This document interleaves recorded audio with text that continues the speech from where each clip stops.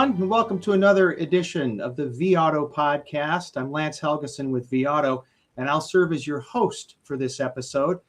I'm delighted to be joined today by two people who are standouts in the car business: Brian Benstock, Vice President of Paragon Honda and Paragon Acura in Queens, New York, and Dale Pollak, founder of vAuto and Executive Vice President with Cox Automotive. Now, Good to be here. Indeed. Now, there's a bit of a backstory here on why we're having this podcast. A couple weeks ago, Dale reached out to Brian to talk about how Brian's made acquiring used vehicles from his service lane a top priority for his business for roughly the past 10 years, and how it's led to helping him become a dominant player in certified pre-owned sales across the world. But in that conversation, Brian mentioned to Dale that with the market changing and a forecast for tougher conditions ahead, now might be a good time to do a podcast to help dealers maintain their success as the market changes. Dale thought it was a good idea. I signed on as host, and here we are today. So, gentlemen, let's get the conversation started with the first part of that, which is focusing on the current market conditions and where they're headed. Dale, perhaps you could offer what you're seeing at an industry level. And then Brian, I'd like to get maybe a more localized view of what's happening at your stores and what you're seeing there. So Dale, how about the industry level view, please? Thanks, Lance. Good to be with you and good to be with Brian as well. So what we're experiencing this year from the perspective of Cox Automotive, which is a fairly high level broad view, is what is shaping up to be a pretty decent year. Now, that said, it is clearly not the type of year that we saw last year in 2021. I think everyone understands, would agree that 2021 was perhaps one of the best years for the automotive industry in its history. And we're still doing very well this year, but we're not experiencing the same level of retail demand volume. And we also continue to have used vehicles at an elevated price level, both wholesale and retail. But unlike last year, they're not continuing to climb. Last year, it seems that all the rules of physics were suspended, gravity was no longer in existence, and cars across the board appreciated throughout the entire year across the board. That's not happening this year. This year, we now are seeing once again expected seasonal depreciation. Not great, but expected levels of depreciation. But it is going to be a very, very wholesale supply constrained environment for years to come. So I mean, just think about all the vehicles that were not produced in the last 2 years, were not put into service, that would otherwise be returning to the wholesale market in the next 2, 3, 4 years. There's going to be a big hole in the market in that respect. So with the supply shortage of particularly late model vehicles, but of all sorts for that matter, prices will remain very elevated, and vehicles will be relatively scarce. And this is exactly why I've taken up the subject matter of sourcing vehicles from alternate channels. Traditionally, dealers have sourced them primarily from trade-ins and auctions. And I have to say, and this is what I really love about Brian Benstock, it was about 10 years ago that I walked into your store, Brian, and you said, come on back to the service department, Dale, I want to show you something. And it was about 10 years ago, but a decade ago, that Brian showed me the most amazing system that he created to source vehicles from the service department. And this was 10 years ago. This was before anybody needed to source cars other than auctions and trade-ins. And over the past decade or so, Brian has continued to perfect it. And over the course of the last 10 years, I've been telling anybody who would listen that they need to learn how to source cars from the service department, and they need specifically to go to Paragon Honda in Queens, New York to see it in action, because it is unlike any other sourcing system that I've ever seen. So with that sort of market condition of supply constrained wholesale vehicles, I believe that this podcast and this discussion is particularly timely and relevant. So, Brian, we'll talk more about the service lane bit here in a minute. But market conditions, Dale hit some of the high level constraints. Tell me what you're seeing at your stores, please.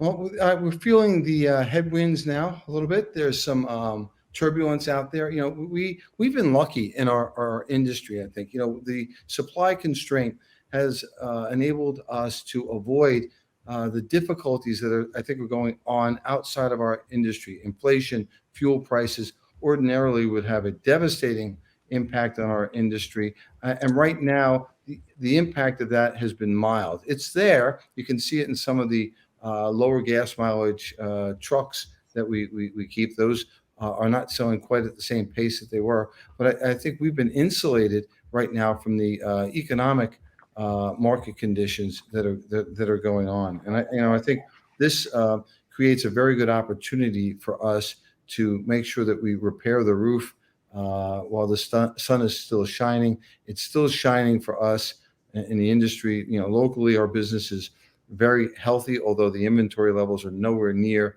where we'd like them to be. That's been offset for the most part by better profitability, better margins per transaction. But I don't believe that's sustainable forever. And as Dale said quite appropriately, we're seeing the normal decreases in valuations seasonally adjusted in certain vehicles. And certainly some of the heavier trucks that we have are not selling quite at the same pace that they were selling previously. Well, that's interesting, Brian. So with respect to pricing then, so at the moment, it seems like the primary pressure is tied to things that are more gas sensitive or mileage sensitive vehicles, or is it maybe expand across other segments? Well, it's price sensitivity and of course mileage. The manufacturers seem to be producing more of the expensive cars. Go figure. And those cars are not as fast turning as the other cars. But everything today is turning. If it's got four wheels and an engine, it's going to turn. It's just at what rate. And some of the more expensive cars are a little bit slower to turn than the less expensive cars. But I think everything's turning at a pretty brisk pace still. Okay, great. Now, given that, I want to go to a sentence that I pulled from an email you shared with Dale and me just a couple of weeks back. And you wrote, "The forecast is for stormy weather in our economy and our industry. And I think the time has come once again for leaders to reserve their right to manage their businesses judiciously, effectively, and promptly." So I like that statement. Could you unpack it for us, Brian? And maybe how does that translate to things you're thinking about or actually doing operationally? Well, when we were in the middle of the last real difficulty, that was in 2008, 2009, Paul Nygaard of the Larry Miller Auto Group, I asked him, Paul, how are you managing all those stores that you managed through the difficulty? And he said something to me that I thought was important enough to write down. He said, I always remember, Brian, that I reserve the right to manage my business.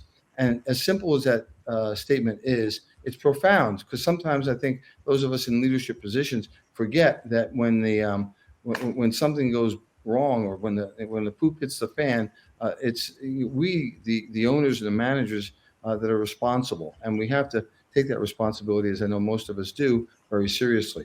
I think right now many dealers are in a profit coma.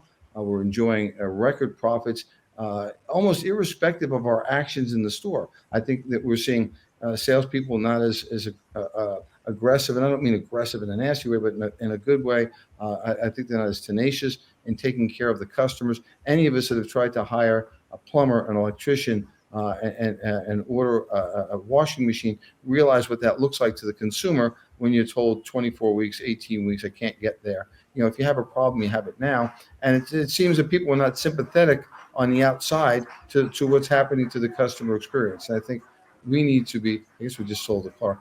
We need to be well aware of how that perception can come across to our customers when we're being, hey, we'll get the car, we can get the car. And so I think we need to make sure that we jump back in. And for us right now, we're trying to figure out how to manage all the difficulties that are coming up. The storm is not just economic storm. Jamie Dimon, of course, of Chase, spoke of what's coming. Elon Musk has said the same thing. But there's a different storm coming, right? As we transition from the ice age into the BEV age right now, we're seeing the manufacturers are becoming, for some dealers, the adversaries, the competitors. And thankfully, my manufacturer is working with us on that transition. But there have been some pretty strong words from some key executives, and those are also concerns that are on the horizon that we need to be aware of. I got to go to something there, Brian. Ice Age. You're talking internal combustion engine. Is that your phrase there? Well, yeah, it is. It is my phrase. I think it's very true that metaphorically as well as in reality that many of us are stuck in the ice age, and the BEV age is coming. Whether we want to accept it or not, it's coming.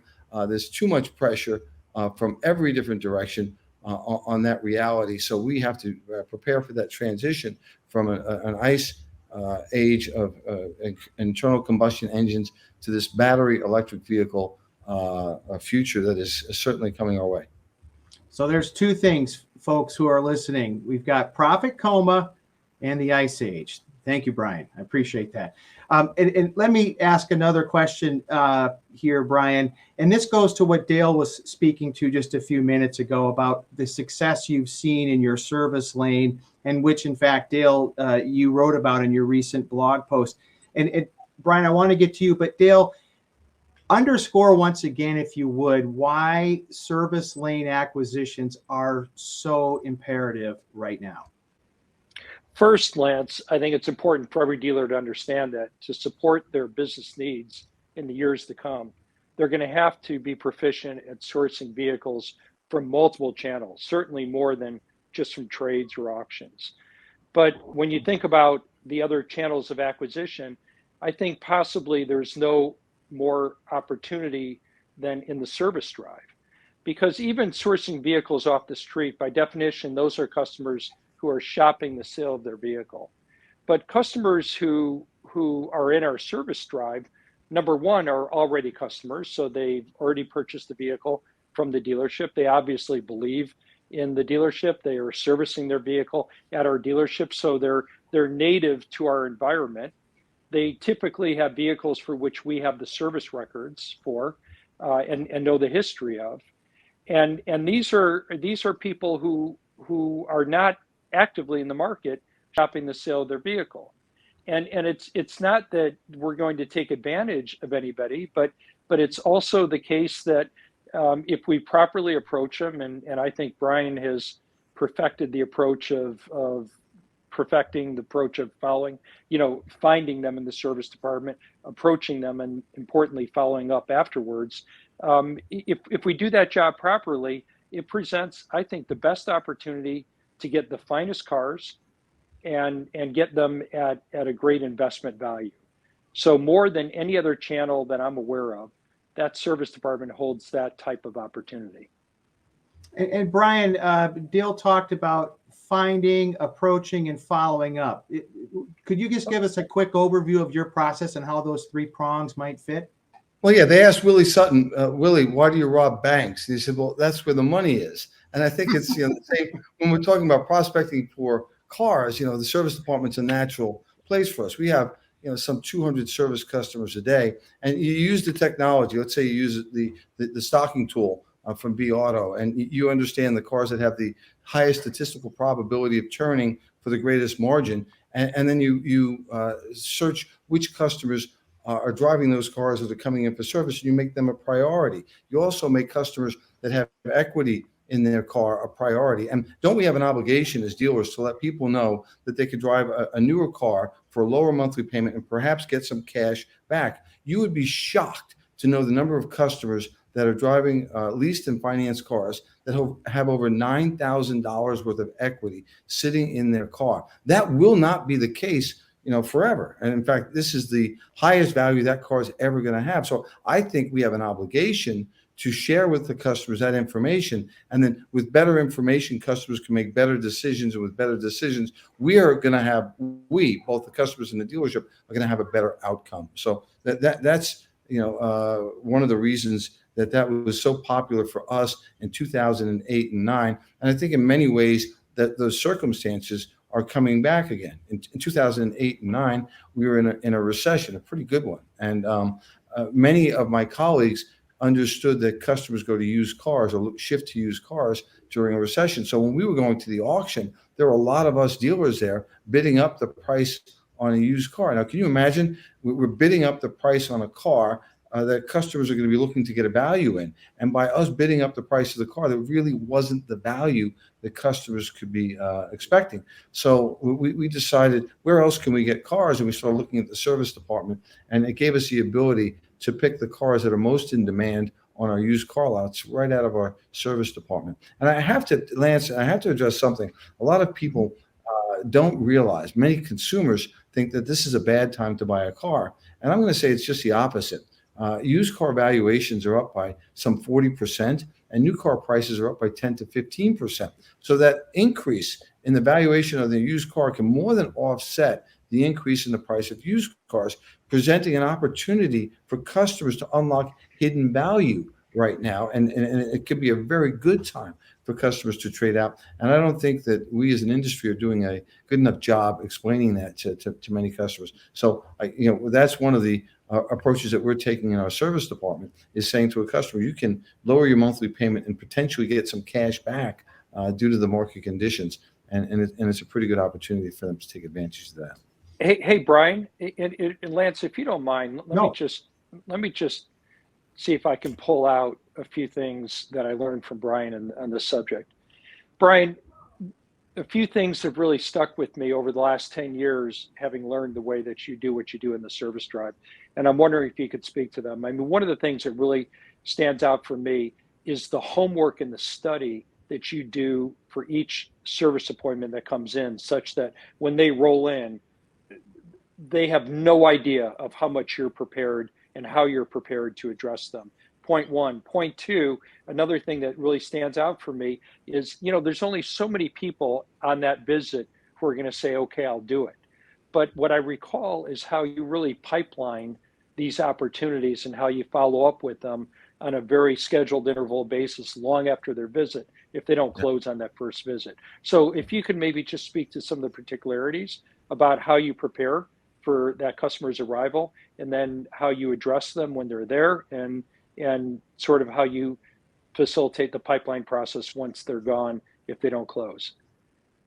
Thank you, Dale. I think what you know in advance, you should prepare for in advance, and the majority of our customers have appointments. And so what we're going to try and focus on are the customers that we see as having the highest statistical probability of purchasing a car now. And I think what Lance and you said before is very true. We already know the customers and they already know us, right? And the holistic value of a vehicle exchange is the highest value of any transaction in the dealership, because with that one exchange, we get a new car, we get the future used car sale, we get the service on the new car vehicle, we get the service on the pre-owned vehicle when we certify that car, thereby feeding all the profit centers in the dealership. So, when we look at that opportunity for us, and again, this is a number I think that may be surprising to a lot of people. When we look at converting 10% of the customers in our database in equity to a new car, and we look at the total value that could be worth, it could be worth for us $120 million a year. And so you better believe that we're going to take the time to do the homework as we go after that. And Dale, that's assuming that we have 10,000 customers in equity in our database, which we do. And that's assuming that we can convert 10% of those customers per month and have a vehicle exchange with those customers. We're not at 10% right now. In fact, it would be impossible due to inventory constraints. But that doesn't take away the value proposition for us. The most valuable transaction right now, I think for all dealers, would be a vehicle exchange, especially in this market where we're really desperate for used car inventory. And for us, we've got this 747, this giant jumbo jet of a certified used car department that needs a lot of fuel. And that fuel is Honda trade-ins. So we have a real need for those cars. We use many of your tools, many of the tools to identify which cars are the cars that we're going to target. And then we comb the night before all of the service customers. We confirm the service customers' appointments. We ask them if they'd like an appraisal on their cars, and fully 35% of them would like that. So we have 65 or 70 customers a day. They're hand raisers saying, yeah, I'd like to know what the value of my car is, and certainly we have an obligation to talk to them. Dale, when you speak about messaging, I think this is something we have to be very careful with, that we don't attack our customers in the service lane. Those customers represent the roots of our tree, and we want to make sure that those roots are strong and healthy, and that we don't do anything that would hurt that customer. And so I think the approach is always sharing information with the customers, we have an obligation to let you know you can drive a better car for a similar monthly payment, potentially get some money back. And we just want you to know that. And if it's something you'd like to do, we can explore it further with you. And if not, that's okay. But we didn't want you to find out from your neighbor that they're driving a brand new car and paying less than you are. And I think especially now during, there's some chatter about we're in an inflation or in a recession or heading into a recession. I think that makes it a perfect time, because if we're in recessionary times, and we potentially are, well, it's certainly not a bad time to save some money and to get some money back. And I think many of our customers find that value proposition something they want to take advantage of. And then Brian, if you just speak a moment to, the ones that don't close today, how you follow up on those. I think this is really interesting because, sometimes I think dealers think that it's a one and done. If we don't get them today in the service department, it's just no longer an opportunity. But what you really impressed me on is how you put those deals that didn't close into a pipeline with a very regimented follow-up system with expectations of close at different points in time. Well, let's just take 100 service customers that come into a department during the day. And let's just say we were able to speak to a good percentage of those customers. And let's just say at first blush, we're able to sell 4 cars. That would mean that we missed 96 customers. Those 96 customers then get dropped into a business development center funnel. And we're going to follow up with those 96 customers. And I think with decent follow-up, we can get another 4 transactions out of that. And again, many times customers are in for a service, they're not quite ready to buy a car, and you scratch an itch for them. And all of a sudden, we'll find that many of those customers are visiting our website and doing a little bit more research, maybe doing more research on the trade. But we can almost match in productivity the same amount of sales. And it would give us, in the example I just gave you, Dale, a book, 8 sales on that day's book of business. The better part of that is they stay in a Ferris wheel, and we continue to follow up with those customers, and then that process gets repeated tomorrow, right? We have another, let's say, 100 customers coming into the service department. First pass with the customers that are most likely to do business, we'll get 3 or 4 out of those customers, and then with follow up, get another couple. The target number right now with low inventory levels is to get 200 transactions out of the service department every month, and to get anywhere from 150 to 175 trade-ins. And when you start looking at the value of those transactions right now being what they are, it's several $1 million a month in revenue for the dealership. And who'd ever known that, right? From a department we didn't have, and it's kind of gratifying to see that it's there. And what's really impressive to me, and I said it earlier, is you've been doing this for 10 years or more. I mean, long before the need ever arose to have to do this, you were doing it. So kudos to you for doing that. Dale, Wayne Gretzky, the hockey player, said you got to skate to where the puck is going to be, not where it is. And thankfully on this one, we were a little bit ahead of where the puck was going to be. I have one other kind of in the weeds question, Brian, is maybe a final point related to service lane acquisition. And that is in my conversations with dealers who maybe tried it or thought about it, there's a friction between the service department and the sales department over that customer. So how have you mitigated that particular pitfall? The customer is my customer.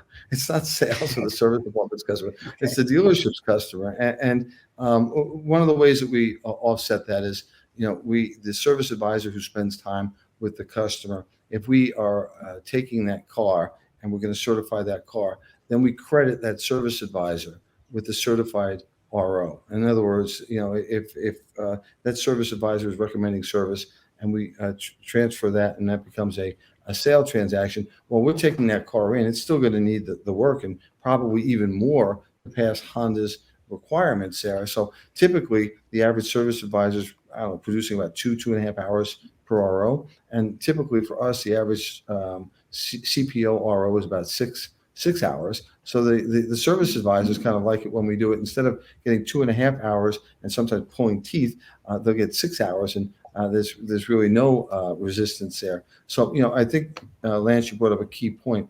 What's the weakest link in the chain is going to cause that chain to fall apart. So we have to make sure that we understand the ecosystem in our particular store and what those constraints would be. Is it a service advisor that's not going to play ball? Is it a porter or a greeter that's not treating customers the right way? Each and every one of those steps of the way has to be anticipated. And again, I can't tell dealers what to do, but that money, when we're paying the service advisor for a certified RO, is the least expensive expense we can have in the transaction process. Totally understood, Brian. Well, thank you, Brian, and thank you, Dale, for spending time with us and sharing your perspective for the podcast. I appreciate it. Lance It's and Dale, our pleasure. Yeah, pleasure. Thank you. And for all of you tuning in, thank you for doing so. We look forward to the next time. Until then, stay well.